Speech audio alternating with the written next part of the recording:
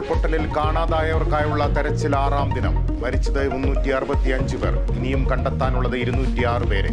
മൃതദേഹങ്ങൾക്കായി സൈന്യത്തിന്റെ റഡാർ ഉപയോഗിച്ച് പരിശോധന. കേന്ദ്രമന്ത്രി സുരേഷ് ഗോപി ഇന്ന് വയനാട്ടിൽ.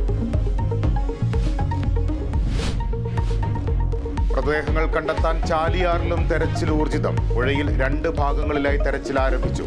ചാലിയാറിലെ തെരച്ചിൽ നാളെ അവസാനിപ്പിക്കും.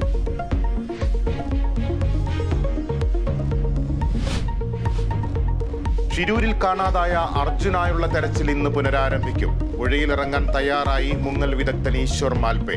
ഗംഗാവലി പുഴയിലെ അടിയൊഴുക്ക് കുറഞ്ഞു. പുഴയിലിറങ്ങാനുള്ള സാഹചര്യമില്ലെന്ന് ജില്ലാ ഭരണകൂടം.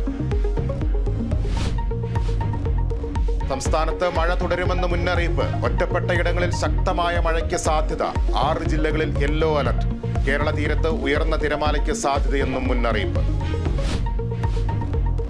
പാരീസ് ഒളിമ്പിക്സിലെ വനിതാ വേഗതാരമായി ജൂലിയൻ ആൽഫ്രഡ് 100 മീറ്റർ ഓടിയെത്തിയത് 10.72 സെക്കൻഡിൽ. ഹോക്കിയിൽ സെമി ലക്ഷ്യമിട്ട് ഇന്ത്യ ഇന്ന് ബ്രിട്ടനെതിരെ. മെഡൽ ഉറപ്പിക്കാൻ ബാഡ്മിന്റണിൽ ലക്ഷ്യ സെന്നും ബോക്സിംഗിൽ ലൗലീനയും.